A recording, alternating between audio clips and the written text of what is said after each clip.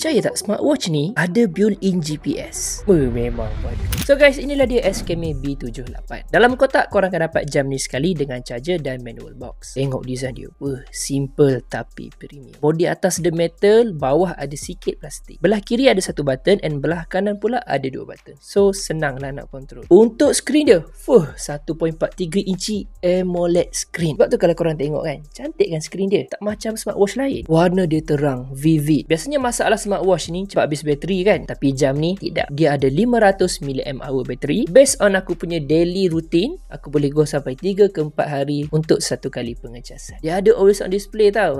Dah macam jam ribu-ribu. Features dia pun sangatlah banyak. Monitor activity, heart rate, blood oxygen. Siap ada woman health support lagi. Ni especially untuk perempuan lah, untuk dia pantau period. Benda wajib macam notification, angkat call, itu biasalah. Yang best, jam ni memang aku rasa dikhususkan untuk orang-orang bersukan. Sebab korang bayangkan, dalam jam ni ada 370 jenis sport mode. Orang nak jogging, nak hiking, nak boxing, nak basketball. Korang tengoklah ada apa Banyak sangat guys. Aku tak sempat nak explore semua lagi. And sekali lagi aku nak highlight kan, dia ada built-in GPS. So kalau korang runner yang nak track pace, yang nak hiking, nak tengok route korang lalu, jam ni memang untuk korang. Kalau korang rasa jam Coros tu mahal sangat, beli yang ni. Tak cukup dengan tu, dia ada kompas sekali. Lagi apa lagi? Nak berenang? Boleh, tak ada masalah. Sebab dia ada 5 ATM waterproof. Maksudnya kalau korang nak selam jam ni dalam air, memang tak ada masalah. Dan yang aku suka juga, dia punya watch face ni sangat banyak and pattern dia tu bukan biasa-biasa. Bila aku tukar tu, dia nampak sangat cantik. Mungkin sebab dia gunakan skrin AMOLED ni kot. Apps dia pun boleh pantau banyak benda yang bagi aku impresif untuk harga yang dia boleh bagi ni. So dengan features yang dia bagi dekat jam ni, harga yang bagi aku macam tak logik. So sangat-sangat berbaloi untuk korang beli, especially yang nak fokus kepada bersukan. Berminat, aku disediakan link dekat bawah.